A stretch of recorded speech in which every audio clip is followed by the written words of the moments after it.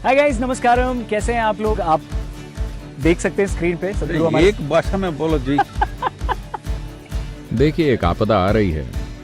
पिछले 26-27 सालों से हम इस पर काम कर रहे हैं। भारत के 1 करोड़ बच्चों को प्रधानमंत्री को लिखना चाहिए। हमें 7.8 अरब ब्रांड एम्बेसडर चाहिए। सेव सॉइल के बाद अब क्या?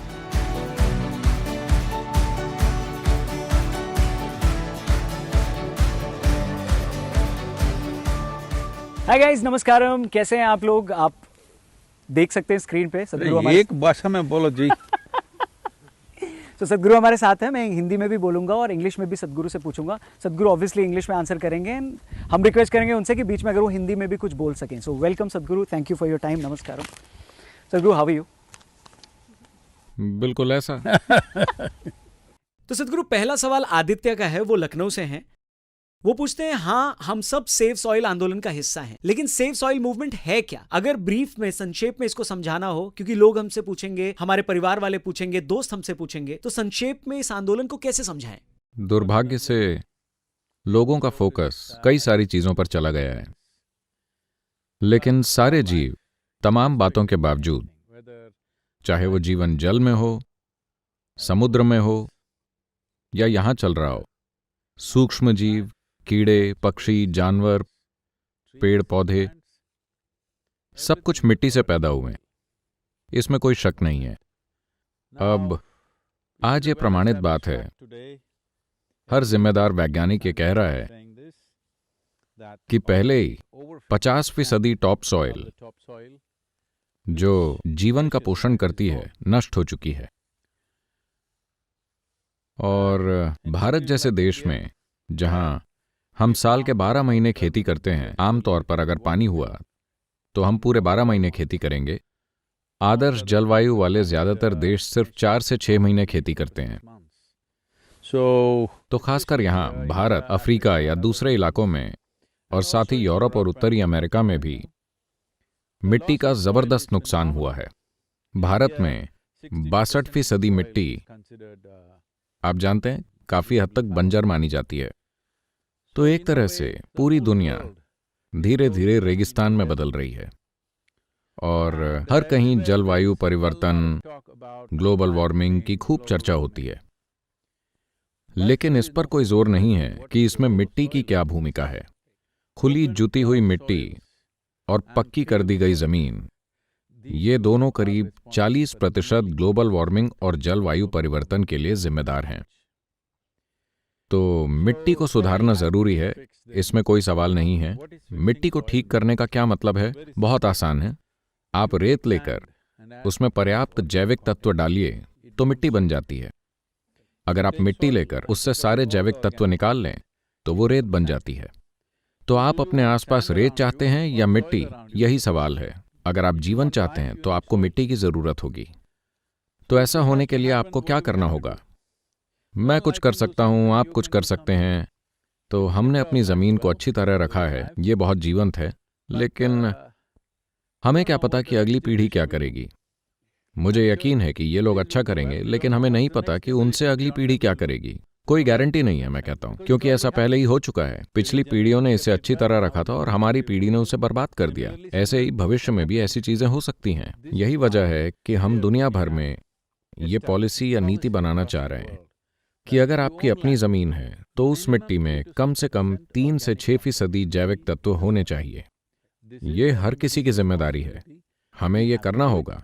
आप इसे सिफारिश की तरह ले सकते हैं या ये अनिवार्य हो सकता है, जो हर जगह पर स्थिति की गंभीरता पर निर्भर करता है, लेकिन ऐसा होना चाहिए। So right now, Save Soil movement under the Conscious Planet banner. तो अभी कॉन्शियस प्लैनेट के बैनर तले मिट्टी बचाओ अभियान का मकसद ये नीतिगत बदलाव लाना है। हर देश इसे अपने तरीके से कर सकता है, हर क्षेत्र अपने तरीके से कोशिश कर सकता है।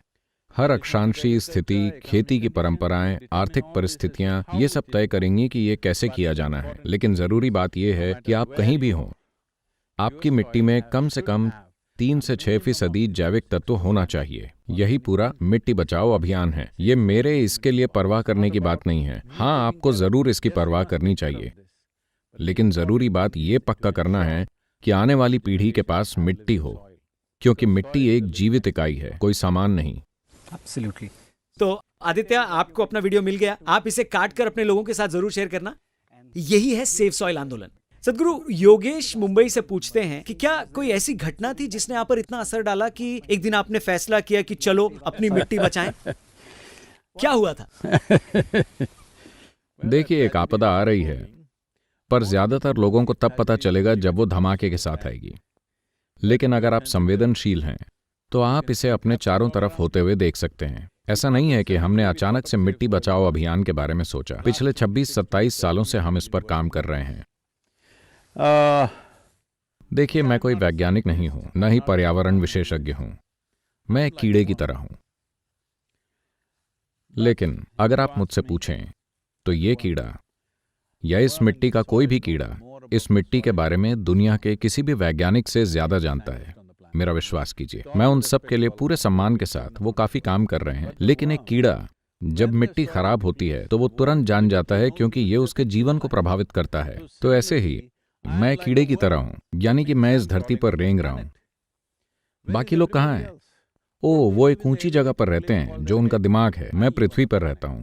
इसलिए अगर मैं इस धरती पर कदम रखूं तो मैं जान जाता हूं कि मिट्टी उपजाऊ है या नहीं। मुझे उसे खोद कर देखने की जरूरत नहीं है। अगर मैं सिर्फ उस पर पैर रखूं तो मैं जान जाता हूं, क्योंकि ये पूरी चीज हमेशा स्पंदित होती रहती है। आपका शरीर भी वो मिट्टी है जिस पर आप चलते हैं। आप कैसे संवेदनशील नहीं हैं? क्योंकि आप एक तरह से अपने ही मनोवैज्ञानिक नाटक में कुछ ज्यादा ही खोए हुए हैं। आपका नाटक सृष्टि और सृष्टि के मूलभूत तत्वों से ज्यादा महत्वपूर्ण होता जा रहा है। ये जीवन का एक मूलभूत तत्व है। ये मिट्टी, खासकर टॉप सॉइल के ऊपरी 12 से 15 इंच, इस धरती पर लगभग 87% जीवों की बुनियाद है। लेकिन हम संवेदनशील नहीं हैं, क्योंकि हमारा नाटक हमारे दिमाग में या हमारे फोन पर चलता रहता है। बहुत बढ़िया। सदगुरु, अगला सवाल अरविंद पूछना चाहते हैं। वो दिल्ली से हैं। उनका कहना है, दिल्ली वाला होने के नाते मुझे वायु प्रदूषण की ज्यादा चिंता है। बेशक जल प्रदूषण भी एक समस्या है, तो मेरे लिए वायु प्रदूषण और पानी का प्रदूषण समस्या है। तो पहले मुझे ये देखना चाहिए या मुझे इस आंदोलन को फॉलो करना चाहिए और पहले मिट्टी की बात करनी चाहिए? देखिए, चाहे आपको साफ पानी चाहिए या साफ हवा, सबसे मूलभूत चीज मिट्टी है।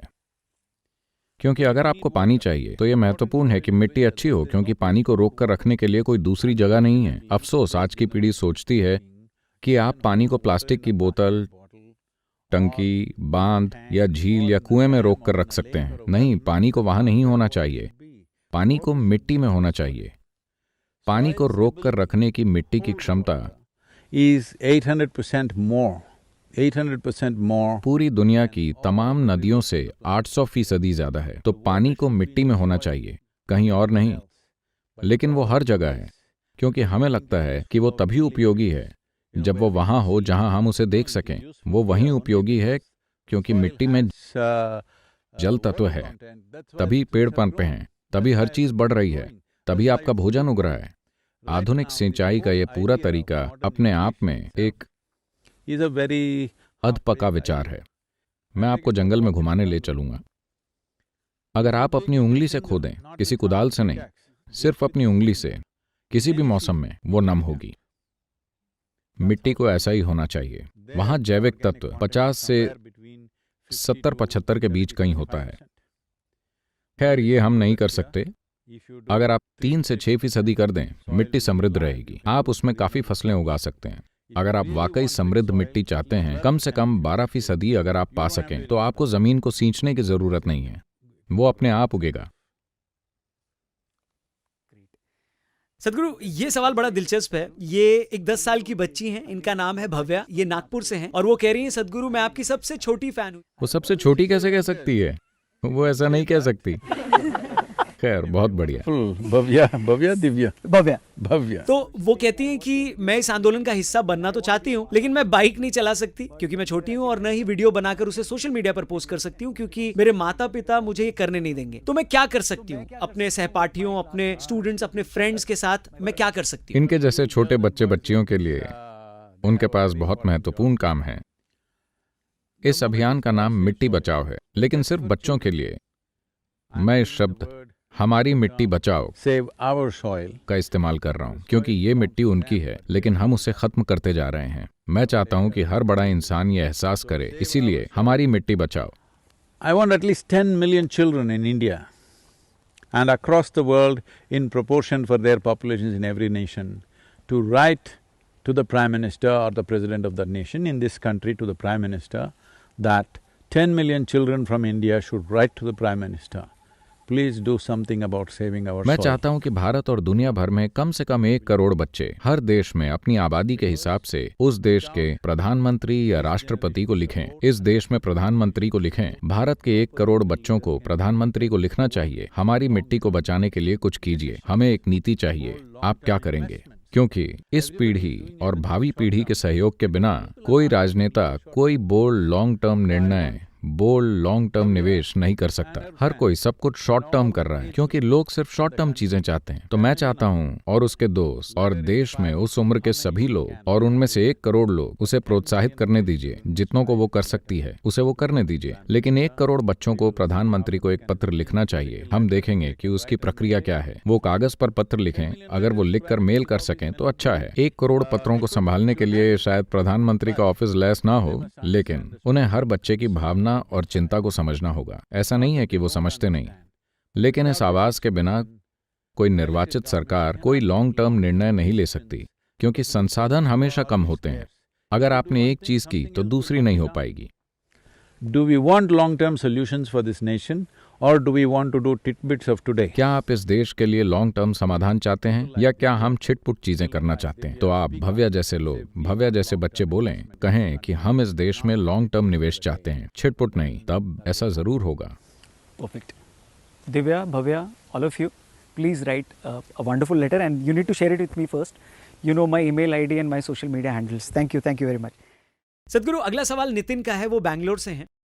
वो पूछते हैं, बल्कि वो ये कह रहे हैं कि इन दिनों हर 3 में से एक व्यक्ति जो इंटरनेट पर है वो एक मोटिवेशनल स्पीकर की तरह है। सोशल मीडिया पर, यूट्यूब पर, इंस्टाग्राम पर, हर जगह। मैं कोई मोटिवेशनल वक्ता नहीं हूँ। जरा तो उनका सवाल यही है, वो पूछ रहे हैं कि लोग बोलते तो बहुत हैं, लेकिन हकीकत में जमीनी स्तर पर काम बहुत कम हो पाता है उनकी तरफ से। और यहाँ आप हैं जो हर 2 साल में कुछ नया कैंपेन शुरू कर देते हैं। अरे हर 2 साल में मैंने कुछ नया नहीं शुरू किया है। हर किसी को ये समझने दीजिए, सब कुछ जो हमने किया वो सिर्फ एक जागरूक धरती या कॉन्शियस प्लैनेट के लिए है। हाँ, चाहे आप इसे इनर इंजीनियरिंग कहें, लेकिन ये सचेतन इंसान बनाने के लिए है जो कॉन्शियस प्लैनेट है। आप इसे प्रोजेक्ट ग्रीन हैंड्स कह सकते हैं, वो इसी के लिए है। अब तक हमने कुछ 65 मिलियन पेड़ उगाए हैं, जो 6.5 करोड़ पेड़ हैं, जीवित पेड़, trees, living trees. फिर हमने नदी अभियान की बात की, ये कॉन्शियस प्लैनेट के लिए है। कावेरी कॉलिंग का काम अब भी चल रहा है, वो कॉन्शियस प्लैनेट के लिए है। मुझे बताइए, मैंने मानव चेतना को सही काम करने के लिए ऊंचा उठाने के अलावा और क्या किया है? और कुछ नहीं। पूरा जीवन मैंने सिर्फ यही चीज तो की है। ये मत सोचिए कि हर 2 साल में मैं कुछ अलग कर रहा हूँ। तो ये पूछ रहे हैं कि आपको क्या चीज प्रेरित करती है? क्या आप भी कुछ ऑनलाइन वीडियोस देखते हैं मोटिवेशन के लिए? देखिए, मैं कभी मोटिवेटेड या प्रेरित इंसान नहीं बनना चाहता। मैं कोई मोटिवेटेड इंसान नहीं हूँ। तो ये बहुत जरूरी है कि आप एक मोटिवेटेड इंसान ना हो। दुर्भाग्य से लोग हमेशा सोचते हैं कि कोई आपको मोटिवेट करे। आपकी परेशानी क्या है? क्या आप जीवन नहीं है? मैं पूछता हूँ, आप कौन हैं? कोई भी, नितिन या जो भी, आप क्या हैं? क्या आप जीवन हैं? क्या आप दिल्ली वाले? Bangalore. तो आपकी पहचान छोटी चीजों से है, यही सारी समस्या है। आप फुटबॉल क्लब से या शायद क्रिकेट क्लब, क्रिकेट टीम से जुड़े हैं, या आपकी पहचान अपने शहर से है, या अपने परिवार से, या जो भी बेवकूफाना योग्यताएं आपके पास हैं, या वो ब्रांड जो आप पहनते हैं। आप किसी चीज से अपनी पहचान जोड़ लेते हैं। Traffic in Bangalore. बैंगलोर का ट्रैफिक, मुझे नहीं लगता कि वो उससे पहचान जोड़ेंगे, वो उससे पहचान तोड़ना चाहेंगे। लेकिन मैं कह रहा हूं, सबसे पहले आपको ये समझना चाहिए कि आप एक जीता जागता जीवन हैं। सिर्फ यही चीज मायने रखती है कि आप अभी जीवित हैं। आप जीवित हैं, सिर्फ यही मायने रखता है। बाकी सारी बकवास मायने नहीं रखती, ठीक है? ये सामाजिकता का एक हिस्सा है। हर किसी को ये खेल खेलना पड़ता है। हम समाज में रहते हैं, लेकिन आपको वो बनना नहीं है। अगर आप जीवन हैं, तो जीवन उल्लासमय है अपने आप में। आपको अपने दिल को धड़काने के लिए किसी की प्रेरणा की जरूरत नहीं है, ठीक है? तो आपके पास दिमाग है जो धुंधला हो गया है। शायद आपको कोविड हुआ हो, मुझे नहीं पता। आपको ब्रेन फॉग हुआ है। आपको उस फॉग को हटाने के लिए थोड़ी सी प्रेरणा चाहिए, और अगर आप उस फॉग को हटा भी दें तो 2 घंटे बाद वो फिर से वापस आकर धुंधला कर देता है। सबसे पहले अगर आप देखें तो आप एक जीता जागता जीवन है, और अगर आप उसका अनुभव करें तो जीवन हमेशा उल्लासमय होता है। इससे कोई फर्क नहीं पड़ता कि आप 15 के हैं, 50 के या 100 के, कोई फर्क नहीं पड़ता। जब तक आप जीवित हैं वो उल्लासमय है। दिल धड़क रहा है, ठीक है? अगर वो रुक गया तो हम आपको बख्श देंगे। वो धड़क रहा है ना? तो आपको जीवन से भरपूर होना चाहिए। अगर आप जीवन से भरपूर हैं तो आपको किसी की प्रेरणा की जरूरत नहीं है। आप ठीक रहेंगे। आप क्या करेंगे? हर किसी को एक ही चीज करने की जरूरत नहीं है। Everybody will act according to their aptitude and maybe the need in the society. But right now, हर कोई अपनी योग्यता और शायद समाज की जरूरत के हिसाब से काम करेगा, लेकिन अभी लोग खुद को जीवन के रूप में अनुभव नहीं करते। उनकी सारी कोशिश बस गुजर बसर के लिए है। और दूसरी चीज है ज्यादा से ज्यादा इच्छाओं और सुखों की अंतहीन पूर्ति। ठीक है, आप जीवन बिताइए और 60-70 साल बाद पीछे मुड़कर देखिएगा कि क्या ये सार्थक था। मैं चाहता हूं कि आप ऐसा जीवन जिएं कि अगर आप अपनी मृत्युशैया से पीछे मुड़कर देखें तो आपको ये दिखे कि आपने अपना जीवन बढ़िया जिया, किसी और की नजर में नहीं, अपने अनुभव में आपने इसे अच्छे से जिया। दूसरे लोग ये माने या ना माने, ये उनकी समस्या है। मुझे नहीं पता नितिन अब अनसब्सक्राइब करेगा उनको या मतलब मुझे नहीं पता, लेकिन वो मुझे अनसब्सक्राइब करना चाहते हैं। नहीं all the best. उन मोटिवेशनल स्पीकर्स को जिनको वो सुना करते थे। ओ, ये उनके ऊपर है। वो कर रहे हैं जो वो कर सकते हैं। It's okay. सदगुरु, अगला सवाल श्वेता का है। वो लखनऊ से हैं। वो पूछती हैं, अगर मौका मिले तो आप किस सेलिब्रिटी को या किस प्रसिद्ध शख्सियत को चुनना चाहेंगे इस आंदोलन के लिए ब्रांड एम्बेसडर? क्या लगता है आपको कौन बन सकता है? कोई नाम? देखिए, अभी हम देख रहे हैं जितने संभव हों उतने लोग जुटाएं। एक आसान संख्या के रूप में मैंने कहा कि कम से कम 1000 मशहूर सेलिब्रिटी और प्रभावशाली लोगों को इसमें होना चाहिए। मेरे ख्याल से हम आसानी से 600 से 700 की संख्या तक पहुंच जाएंगे। शायद हम 1000 या उससे ज्यादा तक पहुंच जाएं, क्योंकि ये मेरा प्रोजेक्ट नहीं है। ये मेरा प्रोजेक्ट नहीं है, ये एक पीढ़ी की जिम्मेदारी है। मैं हर किसी को समझाना चाहता हूं कि ये एक पीढ़ी की जिम्मेदारी है। ऐसा नहीं कि मैं ये करूं, आप ये करें, ऐसा नहीं है। मैं सिर्फ ये कह रहा हूं कि 21 मार्च से हर कोई, आपको मुझे सपोर्ट करने की जरूरत नहीं है, हर कोई 100 दिन तक मिट्टी के बारे में बात कीजिए अपने तरीकों से। अपना रिसर्च कीजिए अगर आप चाहें। आप मदद चाहते हैं, हम आपको ढेर सारी सामग्री देंगे। अगर आप खुद कर सकते हैं तो कीजिए, ठीक है, लेकिन अपना अभियान 100 दिन तक चलाइए। महत्वपूर्ण बात यह है, As a generation, in a concerted way, all of us say that we have concern for the wrong that we have done, how to fix it. कि एक पीढ़ी के रूप में इकट्ठा होकर हम सब कहें कि हमें उस गलती की चिंता है जो हमने की है, उसे कैसे ठीक करें। महत्वपूर्ण चीज ये है कि इसे लॉन्ग टर्म खुशहाली के लिए नीति में शामिल होना चाहिए। वरना मैं यहाँ कुछ कर रहा हूँ, ये अच्छा है, लेकिन ये कोई समाधान नहीं है। तो हमें 1000 ब्रांड एम्बेसडर्स चाहिए, ठीक है? नहीं, 1000 नहीं, हमें 7.8 अरब ब्रांड एम्बेसडर चाहिए, क्योंकि हर वो इंसान जो सांस लेता है और इस धरती पर चलता है और इस मिट्टी का भोजन खाता है, वो एक एम्बेसडर है। लेकिन जिन लोगों के पास एक फॉलोइंग है, जिनका दुनिया में एक नाम और प्रसिद्धि है, उनकी एक खास जिम्मेदारी है। क्योंकि अगर आप अपनी लोकप्रियता का इस्तेमाल उन लोगों के कल्याण के लिए नहीं करते जो आपको फॉलो कर रहे थे, तो इसका क्या मतलब है? Absolutely true. Thank you, सदगुरु. सदगुरु, अगला सवाल सूरत गुजरात से है। नीरव पूछना चाहते हैं कि ये जो आपकी पहल है ईच वन रीच वन, इसके बारे में। Soil, each one should reach one हर दिन। every day. I didn't say just one. तो वो पहला इंसान कौन था जिससे आपने संपर्क किया जब इस पहल की शुरुआत की गई? ये किसी क्षण जैसा नहीं है जो ऐसे ही आ गया। मैं कह रहा हूं, मैं 30 साल से इस पर काम कर रहा हूं। तो कौन पहला इंसान है, ऐसी कोई चीज नहीं है। क्योंकि चाहे मैं उसके बारे में बोलूं या नहीं, मनुष्यों का चेतन होना हमेशा मेरा काम उसी के बारे में रहा है। अगर आप सच में चेतन हो जाते हैं लोग नहीं समझते कि चेतनता क्या है। चेतनता का मतलब ये है कि अगर आपके विचार और भावनाएं यादों की एक मात्रा से काम कर रहे हैं, जिसे आप यादें कहते हैं, उसकी एक सीमा होती है। आपकी भौतिकता की एक सीमा है और आपके विचार और भावनाएं मानसिक ढांचे की एक सीमा है। शरीर एक तरह की बुद्धिमत्ता है, मन दूसरी तरह की बुद्धिमत्ता है। शरीर की सिर्फ इतनी सीमा है, मन की शायद उतनी सीमा हो, लेकिन फिर भी उसकी सीमा है। चेतनता यानी ये बुद्धिमत्ता का एक और आयाम है। कुछ लोगों को ये शब्द पसंद आते हैं, इसीलिए मैं 3 बार कहता हूं, आयाम आयाम आयाम। ठीक है, उन सभी लोगों के लिए मैं बस उनकी मदद कर रहा हूं। I'm just helping them. तो बुद्धिमत्ता का एक और आयाम है जो आपकी यादों के वश में नहीं होता, यानी कि ये असीम है। तो अगर आप बुद्धिमत्ता के इस आयाम को छूते हैं तो मुझे आपको बताना नहीं पड़ेगा कि यहाँ क्या सही है और क्या गलत। अगर आप यहाँ खड़े होकर सांस लेते हैं, आप जान जाएंगे कि यहाँ क्या हो रहा है। आपको किसी की बात सुनने की जरूरत नहीं है। तो सारा काम उसी बारे में है। ऐसा नहीं है कि मैंने आज बोलना शुरू किया है।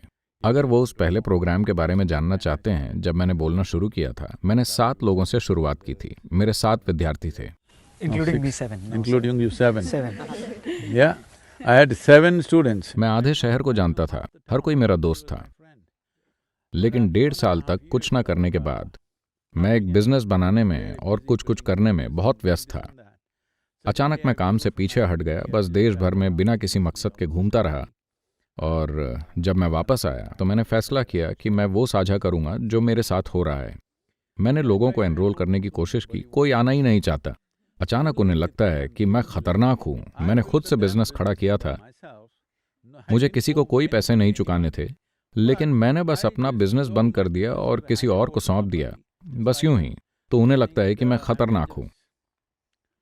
So after much coaxing and coercion, only 7 people came. तो बहुत मनाने के बाद सिर्फ 7 लोग आए। मैं उन 7 लोगों का आभारी हूं, क्योंकि पहली बार मैंने पाया कि मैं वाकई में कुछ सिखा सकता हूं। तब तक कोई मुझे कुछ नहीं सिखा सका था, नहीं मैंने कभी किसी को कुछ सिखाने की कोशिश की थी। तो अचानक मुझे एहसास हुआ कि मुझे वाकई अपने साथ हो रही चीजों को व्यक्त करने के लिए शब्द मिल सकते हैं। तो उसे 4 दिन 2-2 घंटे का होना था, लेकिन हर दिन वो 4 घंटे 5 घंटे तक खींच गया। और जब चौथा दिन आया तो उन्होंने कहा कि ये बहुत अच्छा है, क्या हम एक और दिन बढ़ा सकते हैं? हमने एक और दिन किया तो वो 6 दिन का हो गया। समय की बंदिश के बिना बस 4-5 घंटे रोज चला जाता था। तो उसके बाद हमने पीछे मुड़कर नहीं देखा। मैं जान गया कि मेरे पास अपनी भीतरी स्थिति को बयान करने के लिए शब्द थे। So Nirav, each one reach. तभी से मैंने बोलना शुरू किया। Talking. Yeah. So तब से each one reach one हो रहा है। Yeah. Wonderful. अगला सवाल सुंदरम पूछना चाह रहे हैं पुणे से। सुंदरम को तमिलनाडु में होना चाहिए, चेन्नई में होना चाहिए। वो पुणे में क्यों है? He's an IT professional. He's- वो हर जगह चले जाते हैं। सदगुरु वो कहते हैं कि सिर्फ किसान ही हैं जो मिट्टी बचा सकते हैं, क्योंकि वो दिन रात खेतों में मिट्टी जमीन में काम करते हैं। एक आईटी प्रोफेशनल कैसे? मैं तो सिर्फ डेटा बचा सकता हूँ, मैं मिट्टी नहीं बचा सकता। मैं कैसे मिट्टी बचा सकता हूँ? मेरी इसमें क्या भूमिका है? मेरे ख्याल से सुंदरम जैसे लोगों को एक शपथ लेनी चाहिए कि अब से वो सिर्फ कंप्यूटर का डेटा खाएंगे, वो खाना नहीं खाएंगे। अगर वो ये शपथ लेते हैं तो उन्हें इसकी परवाह करने की जरूरत नहीं है। कोई यहाँ कोई कंप्यूटर का डेटा खाता है? हेलो, केवल खाना खाने वाले लोग? मुझे नहीं पता कि सुंदरम की इस जवाब पर क्या प्रतिक्रिया होगी, लेकिन सुंदरम जो भी हो आप मुझे लिख सकते हैं। सदगुरु अगला सवाल श्रुति पूछना चाहती हैं, वो इंदौर से हैं। वो ये कहती हैं कि पहले हम भारतीय कई क्षेत्रों में एडवांस थे, हम सुसंस्कृत थे, हमारे पास सबसे महान आध्यात्मिक गुरु थे जिन्होंने इस धरती पर जन्म लिया, लेकिन भारत को अब क्या हो गया? What happened to India? Like how? इसके बारे में हम कैसे बात कर रहे हैं? हम सब ये मानते हैं कि धरती हमारी माता है, लेकिन अब आखिर हुआ क्या? See, a land that was a culture that evolved with the prime aspect being human consciousness. देखिए, ये धरती जो एक ऐसी संस्कृति थी जिसने मानव चेतना को मुख्य पहलू बनाकर विकास किया था, समय के साथ वो ज्यादा नैतिकवादी हो गई बजाय चेतन होने के। जब ये नैतिकवादी बन गई तो उन्होंने ये तय करना शुरू कर दिया कि क्या अच्छा है और क्या बुरा। तो एक चीज ये हुई कि हमने सोचा कि जीवन के सूक्ष्म पहलू क्या हैं। गणित, खगोल विज्ञान, संगीत में बहुत गहरी संलिप्तता, इस तरह हम ऐसे बन गए, इस आध्यात्मिक प्रक्रिया में गहराई से डूब गए, लेकिन हमने पर्याप्त योद्धा नहीं पैदा किए। तो जब हमलावर आए, वो हमले के इरादे से नहीं आए थे, वो सिर्फ लुटेरे थे। वो बस लूटना, बलात्कार करना और भागना चाहते थे, यही उनका तरीका है। लेकिन जब उन्होंने देखा कि लोग इतने ज्यादा सीधे हैं, तो लुटेरे राजा बन गए। वो एक गंभीर गलती थी जिसे अब हम सुधारने की कोशिश कर रहे हैं। और इसीलिए शायद हम नहीं जानते कि इसका क्या महत्व है। मैं उसका कोई विश्लेषण नहीं करना चाहता, लेकिन कई चीजों में भारत में एक सबसे लोकप्रिय शिक्षा एक रणभूमि में दी गई थी। एक ऐसे इंसान जो एक योद्धा के गुरु हैं और उन्हें एक दिव्य जीव के रूप में भी देखा जाता है, वो उसे लड़ने के लिए प्रेरित कर रहे हैं, क्योंकि यही समस्या है। अपनी ही नैतिक बकवास में उलझे हुए वो नहीं करेंगे जो उन्हें उस समय करना चाहिए। अगर आप अपनी जमीन, अपनी स्त्रियों, अपने बच्चों, अपनी संस्कृति, अपनी दौलत को नहीं बचा सकते, तो आप पुरुष ही नहीं हैं। इसका यही अर्थ होगा। तो ऐसा नहीं है कि हर कोई लड़ाई करे, लेकिन योद्धाओं का एक समूह होना चाहिए, लड़ाई छेड़ने के लिए नहीं, लेकिन अगर जरूरत हो तो उन चीजों की रक्षा करने के लिए जो आपके लिए कीमती हैं। अब अगर मैं कुछ कहूं तो अरे ये कैसे आध्यात्मिक गुरु हैं, क्योंकि आध्यात्मिक गुरु को बस अपने चेहरे पर कब्ज जैसा भाव लेकर बैठना होता है। आप ऐसा कर सकते हैं। हम जानते हैं कि अतीत में हमारे साथ कैसी भयानक चीजें हुई हैं। आज आप और मैं ये बात कर रहे हैं क्योंकि कई सारे, करीब 10 लाख महिलाएं और पुरुष इस देश की सीमा पर डटे हुए हैं, ताकि आप और मैं यहां चल सकें, जीवन के दूसरे पहलुओं के बारे में बात कर सकें। अगर वो वहां ना खड़े हों तो मारकाट यहां होगी, कहीं और नहीं। हमें यह पता होना चाहिए। लोगों को लगता है कि लड़ाइयां सिर्फ सीमाओं पर होती हैं। वो बस मूर्ख हैं। लड़ाइयां हुई, लड़ाइयां शहरों में आईं, उन्होंने शहर जला दिए, उन्होंने लोगों के साथ भयानक चीजें की। क्या हम भूल गए हैं? दुर्भाग्य से ज्यादातर लोग भूल गए हैं। उन्हें लगता है कि लड़ाइयां सीमाओं पर होती हैं। लड़ाई सीमा पर है क्योंकि जो लोग सीमा पर डटे हैं वो उन्हें देश के अंदर नहीं आने दे रहे। ये उनके समर्पण, उनकी लगन, उनके त्याग के कारण है कि हम यहाँ बात कर रहे हैं। हमें ये कभी नहीं भूलना चाहिए। True. Thank you for sharing, सदगुरु। सदगुरु, भोपाल से कल्याण ये सवाल आपसे पूछना चाहते हैं कि आप दुनिया भर में घूमे हैं, बहुत से देशों, शहरों में गए हैं। कौन सा ऐसा एक देश है आपके ख्याल से जो इस सेफ सॉइल, मिट्टी बचाओ मूवमेंट के लिए रोल मॉडल बन सके? भारत क्यों नहीं? वो ये क्यों पूछ रहे हैं कि कौन बन सकता है? देखिए, भारत के बारे में एक महत्वपूर्ण चीज ये है कि आज भी हमारे पास एक बड़ी कृषि आबादी है, यानी लोग जो खेती में लगे हैं। मेरे ख्याल से 65% से ज्यादा। अगर आप उससे जुड़े उद्योग वगैरह भी ले लें तो 70% से ज्यादा, 70% आबादी या तो सीधे खेती में या उससे जुड़ी गतिविधियों में लगी है। जब ऐसा है तो मिट्टी को रूपांतरित करना या मिट्टी को सुधारना बहुत सी जिंदगियों को बदल सकता है। आज इस बारे में दुनिया में पर्याप्त रिसर्च मौजूद है जो ये दिखाती है that lack of soil nutrients is the basis of any number of diseases that human beings are going through, both physiological and psychological.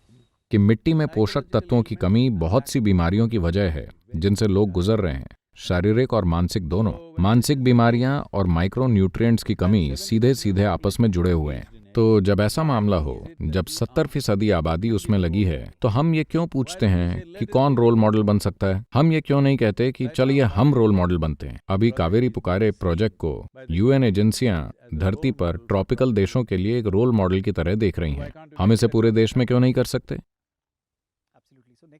तो अगला सवाल भी सदगुरु इसी से जुड़ा है। So Rohini is asking, This सदगुरु, is इस तरह के सवाल इसलिए आते हैं क्योंकि इन दिनों युवाओं को बहुत कम उम्र से ही स्कूलों में इस बात की ट्रेनिंग मिलती है कि वो कितना कमा सकते हैं, वो किस तरह के कपड़े पहन सकते हैं, वो क्या बकवास कर सकते हैं, बस यही सब। वो ये नहीं देखते कि उस जगह का विकास कैसे करें जहां वो रहते हैं, चाहे वो शहर हो या राज्य या देश। शहर को कैसे एक बढ़िया जगह बनाएं, ये उनकी चिंता नहीं है, क्योंकि उन्हें लगता है कि ये सब कुछ पागल देशभक्तों के लिए। आप और मैं तभी खुशहाल हो सकते हैं अगर देश खुशहाल हो, है ना? देश वो सबसे बड़ी इकाई है जिसके जरिए आप एक आबादी के लिए कुछ कर सकते हैं। अभी हमारे पास उस तरह की व्यवस्था नहीं है जहां एक ग्लोबल सरकार हो कि हम पूरी दुनिया के लिए कुछ कर सकें। लोगों के किसी समूह के लिए कुछ करने का सबसे बड़ा तरीका एक राष्ट्रीय पहचान के जरिए है, इसलिए देश महत्वपूर्ण हो जाता है। क्या देश सबसे ऊंची चीज है? नहीं। किसी दिन अगर हम सब राष्ट्रीय सीमाओं को मिटा सकें और सिर्फ एक मानव जाति के रूप में रह सकें तो ये शानदार होगा। लेकिन क्या हम उसके आसपास भी हैं?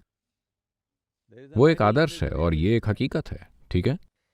सदगुरु, रोहिणी कहती हैं कि आपने हमसे मिस्ड कॉल करने को कहा था, हमने मिस्ड कॉल दिया। आपने हमसे पौधे लगाने को कहा था, हमने लगाए। क्या बात है, उन्होंने मिस्ड कॉल भी दी थी। मैं उन्हें प्रणाम करता हूँ। जी, वो ये पूछ रही हैं कि अब क्या मतलब आगे कुछ और भी है? सेव सॉइल के बाद आपके दिमाग में कोई और भी कैंपेन का आइडिया इसके बाद उन्हें आत्मज्ञान पाना चाहिए। वही मेरा पहला प्रोजेक्ट है। मैं अब भी उसी प्रोजेक्ट पर लगा हूँ। बीच में चूंकि आप सो रहे थे, मैं आपको दूसरी चीजों से उठा रहा हूँ। Thank you, thank you. सदगुरु, आयुष ये पूछ रहे हैं कि कुछ लोग हैं जो दूसरे ग्रह पर बसने की सोच रहे हैं, वो बाहर जाने की कोशिश कर रहे हैं, वो इस दिशा में काम कर रहे हैं, लेकिन आप कॉन्शियस प्लैनेट की बात करते हैं। इससे मैं कंफ्यूज हो जाता हूं कि वो भी तो बुद्धिमान और कामयाब लोग हैं, तो मुझे क्या करना चाहिए? मुझे किसे फॉलो करना चाहिए? और ज्यादा आसान क्या है, इस ग्रह को चेतन बनाना या फिर किसी दूसरे ग्रह पर चले जाना?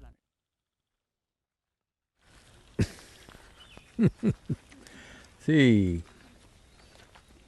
according to every scientific data and according to anybody who has little sense in their head, one planet that we know which can sustain life in a wonderful way is this one planet. हर वैज्ञानिक आंकड़े के मुताबिक और हर उस व्यक्ति के मुताबिक जिसके सिर में अक्ल है, एक ग्रह जिसे हम जानते हैं कि वो बढ़िया तरीके से जीवन को बनाए रख सकता है, वो ये ग्रह है। ऐसा लगता है कि उन्होंने कुछ 600,000 ग्रह खोजे हैं, ऐसे ही रासायनिक संरचना और चीजों वाले, कुछ लाख या 1 करोड़ या 1 अरब प्रकाश वर्ष दूर।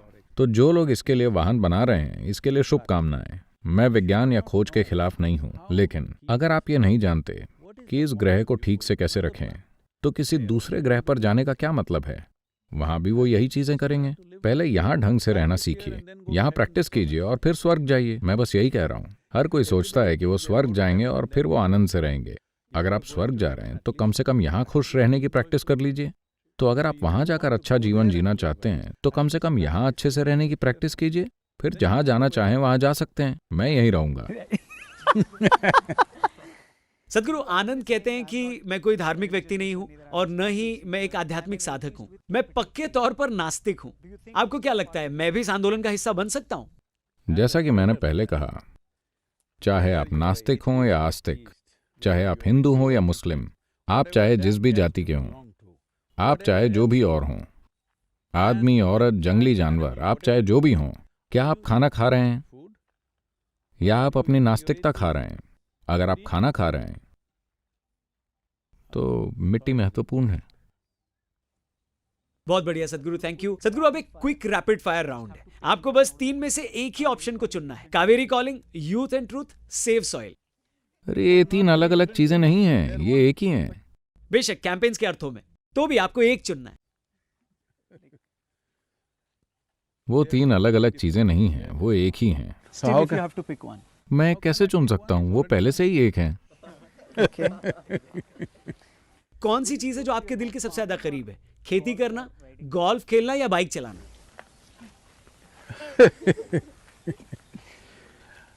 मैं वो करता हूँ जो उस पल में जरूरी होता है।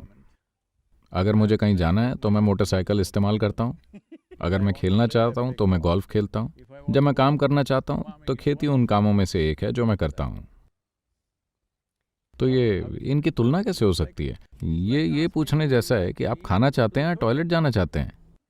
ठीक है, अगले सवाल पर आते हैं। अलग अलग चीजें करने का अलग अलग समय होता है। True, true. रैपिड फायर का आखिरी सवाल है ये सदगुरु, आपके अनुभव में दुनिया के किस हिस्से के वॉलंटियर्स आपके लिए सबसे ज्यादा समर्पित है? भारतीय या विदेशी? ये बहुत ही महत्वपूर्ण सवाल है दोस्तों, ध्यान से देखिएगा। क्योंकि आपका शो सिर्फ भारत में चलता है तो मैं कहूंगा भारत।